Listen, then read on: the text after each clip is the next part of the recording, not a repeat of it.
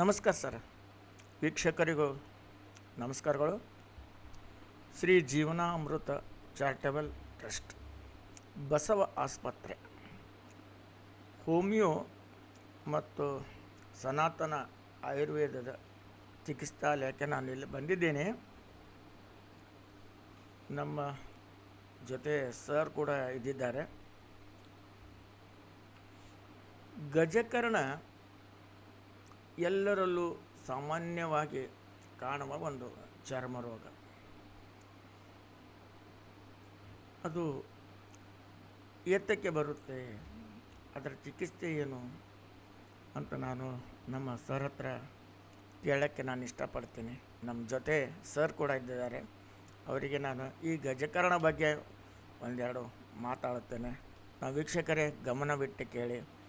ಈ ಗಜಕರ್ಣದ ಬಗ್ಗೆ ಅವರು ಹೇಳಿದಂಥ ಒಂದೊಂದು ಕಾರಣಗಳನ್ನು ಕೂಡ ದಯಮಾಡಿ ಅದನ್ನು ಪಾಲಿಸಬೇಕಂತ ಕೇಳ್ತೀನಿ. ಈಗ ಅವರು ಸರ್ ನಮ್ಮ ಜೊತೆ ಇದ್ದಾರೆ. ಸರ್ ನಮಸ್ಕಾರ. ಸರ್ ನಮಸ್ಕಾರ ರೀ ಜೋಶಿ ಅವರೇ. ನಮಸ್ಕಾರ ಜೋಶಿ ಅವರೇ. ಸರ್ ಹೇಳಿ ಸರ್. ಮೊದಲದಾಗಿ ಗಜಕರ್ಣಕ್ಕೆ ಔಷಧ ಹೇಳ್ತೀನಿ ರೀ, ಮನೆ ಮದ್ದು. ನಂತರ ಅದ್ರದ್ದು ಮುಂದಿನ ಲಕ್ಷಣ ಮತ್ತು ಅದ್ರ ಬಗ್ಗೆ ಕಾರಣಗಳ ಬಗ್ಗೆ ಮಾತಾಡೋಣ ಅಂತ. ವೀಕ್ಷಕರು ಪೆನ್ನು ಪೇಪರ್ ತೊಗೊಂಡು ಬರ್ಕೋಬೇಕು, ಔಷಧ ಯಾವ್ಯಾವ ಇರ್ತಾವೆ ಅಂತ ಹೇಳ್ತೀನಿ ನಾನೀಗ. ಮನೆ ಮದ್ದಾಗಿ ಮನೆಯಲ್ಲಿ ಬಳಸತಕ್ಕಂಥ ಕರ್ಪೂರ ಅಂತೀವಲ್ಲ ನಾವು, ದೇವರ ಜಗಲಿ ಮೇಲೆ ತೆಂಗಿನಕಾಯಿ ಮೇಲೆ ಇಟ್ಟು ಬೆಳ್ತೀವಲ್ಲ, ಆ ಕರ್ಪೂರ ತೊಗೋಬೇಕು. ಒಂದು 4 ಕರ್ಪೂರ. ಅದು ಅವ್ರವ್ರ ಚರ್ಮ ರೋಗ ಏನು ಗಜಕರ್ಣ ಅದಲ್ಲ, ಅದು ಎಷ್ಟದ ಅದ್ರ ಮ್ಯಾಗ ಪ್ರಭಾವ ಬೀಳ್ತಾರೆ. ಇದು ನಾವೊಂದು ಬೇಸಿಕ್ ಡೋಸ್ ಹೇಳ್ತೀನಿ. ಬೇಸಿಕ್ ಯಾವ ರೀತಿ ಔಷಧ ತಯಾರು ಮಾಡ್ಕೋಬೇಕು ಅದು ಫಾರ್ಮುಲಾ ಹೇಳ್ತೀನಿ ಅವರಿಗೆ. ಅದು ಮುಂದಿಂದು ಅದು ಎಷ್ಟು ಅವ್ರ ಬಾಡಿ ಒಳಗೆ ಏನು ಮುಖದ ಮ್ಯಾಗ ಆಗ್ಯೋದು, ಅಥವಾ ತೊಡಿ ಸಂಧ್ಯಾಗ ಆಗ್ಯೋದು, ಅಥವಾ ಕಾಲು ಬಲ್ಲಿ ಆಗ್ಯೋದು, ಅಥವಾ ಬೇರೆ ಬೇರೆ ಮಗ್ಗಲು ಈ ಥರ ಅಂತೀವಲ್ಲ ನಾವು ಪ್ರೈವೇಟ್ ಪಾರ್ಟ. ಜಾಸ್ತಿ ಟೊಂಕದ ಹತ್ರ ನಾವೇನು ಇವಾಗ ನಾವು ಪ್ಯಾಂಟ್ ಹಾಕೋಬೋದು. ಈಗ ಹೆಣ್ಮಕ್ಳು ಸೀರೆ ಹಾಕೊಂಡು ಇದರಲ್ಲಿ ಅದರಲ್ಲಿ ಟೊಂಕದ ಹತ್ರ ಭಾಳಷ್ಟು ಆಗ್ತದಂತ ನಾನು ಕೇಳಿದ್ದೇನೆ ಸರ್. ಅದು ಹೇಗೆ ಸರ್ ಅದನ್ನು? ಹೌದು ರೀ ಜೋಶಿ ಅವರೇ, ಅದು ಎಲ್ಲೆಲ್ಲ ಆಗ್ತದಲ್ಲ ಅವ್ರವ್ರದ್ದು ಆ ಸಮಸ್ಯೆ ತಕ್ಕಂಗೆ ಔಷಧ ರೆಡಿ ಮಾಡ್ಕೊಳ್ಳಿ. ಔಷಧ ಹೇಳಿದ ನಂತರ ಯಾಕೆ ಆಗ್ತದ ಅಂತ ಅದ್ರ ಬಗ್ಗೆ ಡಿಸ್ಕಷನ್ ಮಾಡೋಣ ಅಂತ. ಕರ್ಪೂರ ತೆಗೆದುಕೊಳ್ಬೇಕು.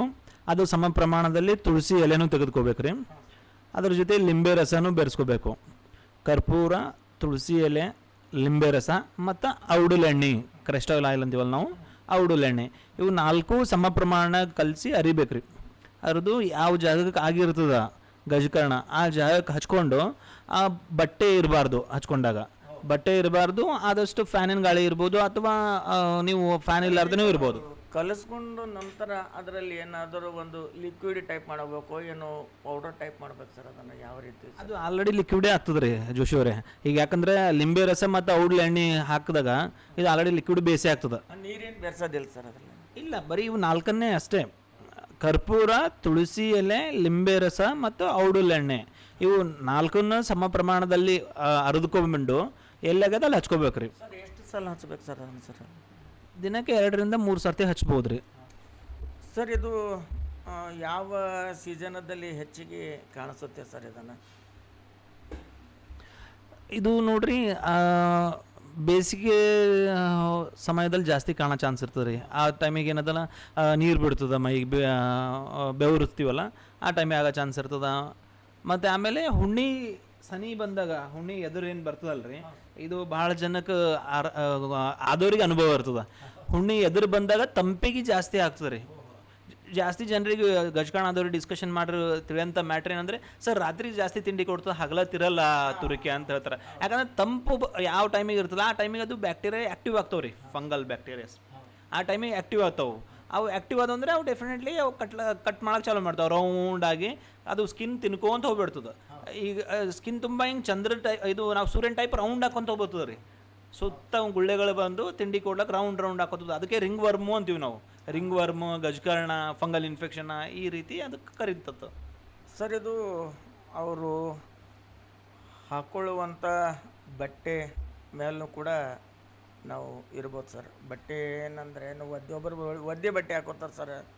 ಅವ್ರಿಗೆ ಭಾಳಷ್ಟು ಇದು ಆಗ್ತಾಯಿಲ್ಲ, ನಾನು ಒದ್ದೆ ಬಟ್ಟೆ ಹಾಕ್ಕೊಂಡಿದ್ದೀನಿ, ಭಾಳಷ್ಟು ನನಗೆ ತುರ್ಕಿ ಬರ್ತಾಯಿದೆ ಅಂತ ಹೇಳ್ತಾರಲ್ಲ ಸರ್. ಅವನು ಯಾಕೆ ಸರ್ ಅದನ್ನು? ಅವಾಗ ಹೇಳಿದ್ನಲ್ರಿ ಜೋಶಿಯವರೇ, ಇದು ಎಸ್ಪೆಷಲಿ ಇರೋದೇ ವೆಟ್ಟು, ಹಸಿ ಜಾಗ, ಹಸಿ ಬಟ್ಟೆ, ನೀರು ಬಿಟ್ಟು ಪಸಿನ ಬಿಟ್ಟು ಅಥವಾ ಬೆವ್ರು ಬಿಟ್ಟು ಆ ಜಾಗ ಹಸಿ ಅದರ ಇಲ್ಲ ಈಗ ಒಬ್ಬರವರು ಎಲ್ಲನ ಈಜಾಡಕ್ಕೆ ಹೋದ್ರು ಅಥವಾ ಮಳೆಯಲ್ಲಿ ತೋರಿಸ್ಕೊಂಡ್ರು ಅದೇ ಅಂಡರ್ವೇರ್ ಆಟೆ ಇಟ್ಕೊಂಡು ಕುಂತಂದ್ರೆ ಅದು ಆ ಫಂಗಲ್ ಡೆವಲಪ್ ಆಗ್ತದೆ, ಆ ಬ್ಯಾಕ್ಟೀರಿಯಲ್ಲಿ ಡೆವಲಪ್ ಆಗ್ತದೆ. ಹಸಿ ಎಲ್ಲಿರ್ತದೆ ಅಲ್ಲಿ ಜಲ್ದಿ ಡೆವಲಪ್ ಆಗ್ತದೆ, ಅದಕ್ಕೆ ಹೆಲ್ಪ್ ಆಗ್ತದೆ. ಅದಕ್ಕೆ ನಾವು ಹಸಿ ಬಟ್ಟೆನ ಉಟ್ಕೋದು ಕಂಪ್ಲೀಟ್ ಅವಾಯ್ಡ್ ಮಾಡ್ಬೇಕು ರೀ.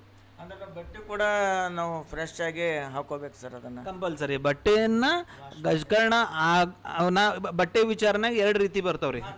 ಯಾವ ರೀತಿ ಅಂದ್ರೆ ಗಜಕರ್ಣ ಆದವ್ರು ಯಾವ ರೀತಿ ಬಟ್ಟೆ ಹಾಕೋಬೇಕು, ಗಜಕರ್ಣ ಇಲ್ಲಾರ್ದವ್ರು ಯಾವ ರೀತಿ. ಅಂದ್ರೆ ಗಜಕರ್ಣ ಇಲ್ಲಾರ್ದು ಅದೇ ಒಬ್ಬರು ಹೇಳ್ತಾರೆ ಸರ್, ನೀವು ಬಟ್ಟೆ ಹಾಕೋಬೇಕಾದ್ರೆ ಒಗೆದು ಅದಕ್ಕೆ ಚೆನ್ನಾಗಿ ಸಾಬೂನು ಅದು ಹಚ್ಕೊಂಡು ನೀವು ಎಷ್ಟು ಬಟ್ಟೆ ಶುಭ್ರವಾಗಿ ಇಡ್ತೀರಿ ಅಷ್ಟು ಗಜಕರ್ಣ ಏನಪ್ಪ ಅಂದ್ರೆ ಕಮ್ಮಿ ಆಗ್ತದೆ ಅಂತ ಹೇಳಿದ್ರು ಸರ್. ಈಗ ನೋಡ್ರಿ ಜೋಶಿಯವರೇ, ಈಗ ನಾ ಒಂದು ಔಷಧ ಹೇಳಿದೆ ನಿಮಗೆ, 4 ಇಂಗ್ರೀಡಿಯೆಂಟ್ಸ್ ರೆಡಿ ಮಾಡಿ ಔಷಧ ಹಚ್ಕೋರಿ ಅಂತಂದೆ. ಅದು ಹಚ್ಕೊಂಡಾಗ ಕಡಿಮೆ ಆಗ್ತದೆ ರೀ. ಇವ್ರು ಏನು ಮಾಡ್ತಾರೆ, ಅದು ಹಚ್ಕೊಂಡ ನಂತರ ಉಳಿದು ಹೈಜಿನಿಕ್ ಮೇಂಟೈನ್ ಮಾಡಿರಲ್ಲ. ಹೈಜಿನಿಕ್ ಅಂತ ಎದಕ್ಕೆ ಅಂತೀವಿ ನಾವು ಅಂದ್ರೆ, ಈಗ ಅವ್ರು ಉಟ್ಕೊಂತಾರೆ ಬಟ್ಟೆ ಯಾವ್ದು ಭೀ ಉಟ್ಕೊಳಕ, ಒಳಗಿನ ಅಂಡರ್ವೇರ್ ಇರಲಿ ಸಣ್ಣ ಬಟ್ಟೆ ಇರಲಿ ಅವೆಲ್ಲ ಉಟ್ಕೊಂಡು ಏನು ಮಾಡ್ತಾರೆ, ಅದ್ರೊಳಗೆ ಬ್ಯಾಕ್ಟೀರಿಯಾ ಅದ್ರೊಳಗೆ ಸ್ಟೋರ್ ಇರ್ತಾವೆ. ಇವರು ಬಟ್ಟೆ ಒಗೆದು ಉಲ್ಟಾ ಮಾಡಿ ಬಿಸಿಲಿಗೆ ಒಣ ಹಾಕಿರಲ್ಲ ಮನೆ ಹೆಣ್ಮಕ್ಳು. ಈಗ ಅವರಿಗೆ ಏನು ಅಡ್ವೈಸ್ ಮಾಡ್ಬೇಕಂದ್ರೆ, ಆ ಬಟ್ಟೆ ಒಗೆದ ನಂತರ ಸರಿಯಾಗಿ ಒಗೆಕಿನ ಮುಂಚೆ ಆ ಒಗೆಕಿನ ಮುಂಚೆ ಬಿಸಿ ನೀರಲ್ಲಿ ಒಂದು ಡೆಟಾಲ್ ಹಾಕಿ ನೆನೆ ಇಡ್ಬೇಕ್ರಿ 1 ಅವರ್ ಹಂಗೆ. ನೆನೆ ಇಟ್ಟು ಅದಕ್ಕೆ ಉಲ್ಟಾ ಮಾಡಿ ಸ್ವಚ್ಛ ಒಗೆದು ಆಮೇಲೆ ಬಿಸಿಲಲ್ಲಿ ಒಣ ಹಾಕ್ಬೇಕು. ಆಮೇಲೆ ಆ ಬಟ್ಟೆಯನ್ನು ಉಲ್ಟಾ ಮಾಡಿ ಇಸ್ತ್ರಿನ ಹೊಡಿಬೇಕು. ಅದಕ್ಕೆ ಒಳಗಿನ ಬಟ್ಟೆಗಳು ಹೇಳ್ತೀನಿ ನಾನು, ಸಣ್ಣ ಬಟ್ಟೆ ಅಂತೀವಲ್ಲ ನಾವು, ಅಂಡರ್ವೇರು, ನಿಕ್ಕರ್, ಒಳ ಉಡುಪುಗಳು, ಅವಕ್ಕೆ ಇಸ್ತ್ರಿ ಮಾಡಬೇಕು. ಇಸ್ತ್ರಿ ಮಾಡಿ ಆಮೇಲೆ ಅವು ಯೂಸ್ ಮಾಡೋದ್ರಿಂದ ಬ್ಯಾಕ್ಟೀರಿಯಾ ಕಂಪ್ಲೀಟ್ ಡೆತ್ ಆಗಿಬಿಡ್ತಾವೆ. ಅಂದರೆ ಬ್ಯಾಕ್ಟೀರಿಯಾ ಮತ್ತೊಮ್ಮೆ ಡೆವಲಪ್ ಆಗಲ್ಲ. ನಮ್ಮ ಸ್ಕಿನ್ ಒಳಗಿದ್ದ ಬ್ಯಾಕ್ಟೀರಿಯಾ ಹೋಗ್ಯಾವಂತ ತಿಳ್ಕೊರಿ ನೀವು. ನಾವು ಕೊಟ್ಟಿದ್ದ ಔಷಧ ನೀವು ಹಚ್ಕೊಂಡ್ರಿ, ನಾವು ಹೇಳಿದ ಔಷಧ ಹಚ್ಕೊಂಡ್ರಿ, ಅವು ಹೋಗ್ತಾವೆ. ಆಮೇಲೆ ವಾಪಿಸಿ ಬಟ್ಟೆ ಒಳಗಿರೋಂಥವನು ನಮ್ಮ ದೇಹಕ್ಕೆ ಬರೋ ಚಾನ್ಸ್ ಇರ್ತದೆ. ನಾವು ದೇಹಕ್ಕೆ ಎಷ್ಟು ಕೇರ್ ಮಾಡ್ತೀವಿ, ಎಷ್ಟು ಕಾಳಜಿ ಮಾಡ್ತೀವಿ, ಅದೇ ರೀತಿ ನಾವು ಉಟ್ಕೊಳ್ಳೋ ಬಟ್ಟೆಗೂ ನಾವು ಕೇರ್ ಮಾಡಿ ಕಾಳಜಿ ಮಾಡಿದ್ವಿ ಅಂದರೆ ಈ ಚರ್ಮ ರೋಗದಿಂದ ಮುಕ್ತಿ ಸಿಗ್ತದೆ ರೀ ನಮಗೆ. ಇನ್ನೊಂದು ಸರ್, ಗಜಕರ್ಣಕ್ಕೆ ಈಗ ಏನದ ಅದರ ಕೂಡ ಆಹಾರ ಪದ್ಧತಿ ಏನು ಇದೆ ಸರ್ ಅದಕ್ಕೆ? ಹೌದ್ರಿ ಜೋಶಿಯವರೇ, ಈ ಗಜಕರ್ಣ ಈ ಯಾವುದೇ ಒಂದು ಸಮಸ್ಯೆ ಅದಂದ್ರೆ ಅದಕ್ಕೆ ಆಹಾರ ಪದ್ಧತಿ ಇರೇ ಇರ್ತದೆ. ನಾವು ಊಟ ಮಾಡೋಂಥ ಆಹಾರ ಪದ್ಧತಿನಂತೆ ಅರ್ಧ ಸಮಸ್ಯೆ ಸಾಲ್ವ್ ಆಗ್ತದೆ. ಇದು ನಮಗೆ ತಿಳಿದು ಬಂದಿದ್ದು ವಿಚಾರ ಅದ. ಮೇನ್ ರುಚಿ ಬಿಡ್ಬೇಕ್ರಿ. ಈಗ ನಾವು ಹಿಂದಕ್ಕೆ ತಂದೆ ತಾಯಿ ಹೇಳ್ತಿರೋ ರುಚಿ ಉಣ್ಬೇಡ ಜಂತ ಆಗ್ತಾವ ಹೊಟ್ಟೆಗ. ಯಾಕಂದ್ರೆ ಒಂದು ಬ್ಯಾಕ್ಟೀರಿಯಾಕ್ಕೆ ಹೆಲ್ಪ್ ಆಗ್ತದೆ. ಎನಿಥಿಂಗ್ ಬ್ಯಾಕ್ಟೀರಿಯಾ ನಿಮ್ಮ ಬಾಡಿ ಒಳಗೆ ಒಂದು ಬ್ಯಾಕ್ಟೀರಿಯಾ ಅದ ಅಂದ್ರೆ ಅದಕ್ಕೆ ರುಚಿ ಉಂಡ್ರೆ ಅಂದರೆ ಹೆಲ್ಪ್ ಆಗ್ತದೆ ನೋಡ್ರಿ. ನಾವು ಅಂತೀವಿ ಅವ್ರಿಗೆ ಬೆಲ್ಲ ರುಚಿ ಇವೆಲ್ಲನ ಬಿಡಬೇಕು ಅಟ್ಲೀಸ್ಟ್ 3 ತಿಂಗಳು. 3 ತಿಂಗಳು ಅವ್ರು ಪತ್ತೆ ಮಾಡ್ರಿ ಅಂತಿಕೋರಿ. ಈ ಔಷಧ ಹಚ್ಚಿ 3 ತಿಂಗಳು ರುಚಿ ಪೂರಾ ಬಿಟ್ರಲ್ಲ, ಅವ್ರ ಸಮೀಪ ಬ್ಯಾಕ್ಟೀರಿಯಾ ಬರಲ್ಲ. ಇದು ಒಂದನೇ ಕೆಲಸ. ಎರಡನೇದು, ಸ್ವಲ್ಪ ಅವ್ರಿಗೆ ಆಗ್ತಿದ್ದಿಲ್ಲ ಅಂದರೆ ಬದನೆಕಾಯಿ, ಆಲೂಗಡ್ಡೆ, ಗೆಣಸು ಇವು 3 ಬಿಡೋದು ಉತ್ತಮ ರೀ. ಇವು ಇಷ್ಟು ಬಿಟ್ಟು ಉಳಿದಿದ್ದು ಏನು ಊಟ ಮಾಡಿದ್ರು ಏನೂ ಪ್ರಾಬ್ಲಮ್ ಆಗಲ್ಲ. ಹಸಿ ಕಾಯಿಪಲ್ಯ ಎಲ್ಲ ಉಣ್ಬೋದು. ಪರ್ಸನ್ಗೆ ಭಾಳ ಆಗುತ್ತೆ ಸರ್, ಇಲ್ಲ ಏನು ಹೆಂಗೆ ಇದ್ದವ್ರಿಗೆ ಭಾಳ ಆಗುತ್ತೆ ಸರ್ ಗಜಕರ್ಣ? ಸರ್ ಇದು ಏಜ್ ಏನು ಮ್ಯಾಟ್ರ್ ಆಗಲ್ಲ ರೀ. ಅವರು ಸ್ಕಿನ್ ಅವರಲ್ಲಿ ಆಟೋ ಇಮ್ಯುನಿಟಿ ಡಿಸಾರ್ಡರ್ ಅಂತೀವಿ ನಾವು. ಅವ್ರ ಹತ್ರ ಇಮ್ಯುನಿಟಿ ಕಮ್ಮಿ ಇತ್ತು ಅಂತಿಕೋರಿ. ಯಾರ ಹತ್ರ ಕೂಡ ಹೆಂಗಿರಲಿ, ಎಲ್ಡರ್ ಇರಲಿ, ವಯಸ್ಸಾದವ್ರು ಇರಲಿ. ಸರ್ ನಾನು ನೋಡಿದ ಪ್ರಕಾರ ಈ ಏಜ್ ಆದವ್ರ ಹತ್ರ ಜಾಸ್ತಿ ಅದರದ ಪ್ರಮಾಣ ಅಂತ ನಾನು ನೋಡಿದ್ದೇನೆ ಸರ್. ಅದ್ರ ಸಲಕ್ಕೆ ನಾ ತಮಗೆ ಕೇಳ್ತಾ ಇದ್ದೀನಿ ಸರ್. ಅದು ಇಲ್ಲ, ಆ ರೀತಿ ಇಲ್ರಿ. ನಾ ಹೇಳತ್ತಿದ್ದು ಅವ್ರ ಬಳಿ ಇಮ್ಯುನಿಟಿ ಕಮ್ಮಿ ತಂತಿಕೋರಿ. ಈ ಹುಡುಗರಿಗೆ ಆಯಿತು ಗಜಕರ್ಣ ಅಂದರೆ ಜಲ್ದಿ ರಿಕವರ್ ಆಗ್ತದೆ. ಯಾಕಂದರೆ ಅವರು ಸಣ್ಣ ಹುಡುಗರು ಹೇಳ್ತೀನಿ ನಾ, ಟೋಟಲಿ 12 ವರ್ಷದ ಕೆಳಗಿನ ಹುಡುಗರು ಹೇಳ್ತೀನಿ. ಅವ್ರ ಹತ್ರ ಇಮ್ಯುನಿಟಿ ಪವರ್ ಚಲೋ ಇರ್ತದೆ, ರೋಗ ನಿರೋಧಕ ಶಕ್ತಿ ಚಲೋ ಇರ್ತದೆ ಅವ್ರ ಹತ್ರ. ಒಬ್ಬರಿಂದ ಒಬ್ಬರನ್ನು ಹರಡ್ಬೋದು ಸರ್ ಇದನ್ನು. ಇದು ಆ ಬ್ಯಾಕ್ಟೀರಿಯಾ ಒಬ್ಬರಿಂದ ಒಬ್ಬರಿಗೆ ಹರಡೋದು ಹೆಂಗಂದ್ರೆ, ಅವ್ರ ಬಟ್ಟೆಯನ್ನು ನೀವು ಉಟ್ಕೊಂಡ್ರಿ. ಈಗ ನಿಮ್ಮ ಅಣ್ಣ ತಮ್ಮ ಯಾರನ್ನ ಇರ್ತಾರೆ, ಒಬ್ಬರು ಬಟ್ಟೆನೋ ಒಬ್ಬರು ಉಟ್ಕೊಂತಿರ್ತೀರಿ ನೀವು. ಆ ಬಟ್ಟೆ ಒಳಗೆ ಆ ಬ್ಯಾಕ್ಟೀರಿಯಾ ಲೈವ್ ಇದ್ದವು. ಅವಾಗ ನೀವು ಆ ಬಟ್ಟೆ ಉಟ್ಕೊಂಡ್ರೆ ಅವಾಗ 100% ಬರ್ತದೆ. ಅದಲ್ಲದೆ ನಿಮ್ಗೆ ಅವಾಗ ಹೇಳಿದ್ನಲ್ಲ ನಾ, ಏಜ್ ಸಣ್ಣದಿದ್ದವರಿಗೆ ಇಮ್ಯುನಿಟಿ ಪವರ್ ಜಾಸ್ತಿ ಇರ್ತದೆ. ಆ ಬ್ಯಾಕ್ಟೀರಿಯಾ ಡಿಫೆನ್ಸ್ ಮಾಡೋಂಥ ಶಕ್ತಿ, ಆ ರೋಗ ನಿರೋಧಕ ಶಕ್ತಿ ಅವ್ರ ಹತ್ರ ಇರ್ತದೆ. ಅದು ಕಮ್ಮಿ ಆಗ್ತದೆ. ಹೆಂಗೆ ಏಜ್ ಜಾಸ್ತಿ ಹಾಕೊಂತ ಬರ್ತದೆ, ಇವ್ರು ಮಾಡೋ ಚಟಗಳು ನಿಂತು, ಇವರು ಊಟದ ವ್ಯತ್ಯಾಸ ನಿಂತು ಅವರ ಎಲ್ಲ ರೋಗ ನಿರೋಧಕ ಶಕ್ತಿ ಇರಲ್ಲ. ಅವಾಗ ಏನಾಗ್ತದೆ, ಆ ಬ್ಯಾಕ್ಟೀರಿಯಾ ಡೆವಲಪ್ ಆಗಿ ಅವ್ರ ಔಷಧ ಹಚ್ಚದ ಕಮ್ಮಿ ಆಗ್ತದೆ, ಮತ್ತು ಆಮೇಲೆ ಇದ್ದಂಗೆ ಆಗ್ತದೆ. ಅದು ನಿಜ ನೀವು ಹೇಳಿದ್ದು ಸರ್.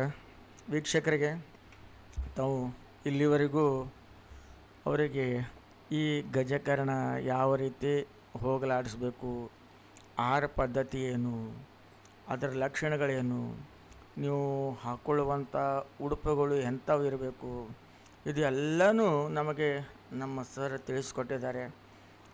ವೀಕ್ಷಕರೇ, ಅವ್ರಿಗೆ ಒಂದು ಎಲ್ಲರ ಕಲ್ತು ನಾವು ಧನ್ಯವಾದ ಹೇಳೋಕ್ಕೆ ಇಷ್ಟಪಡೋಣ ಸರ್.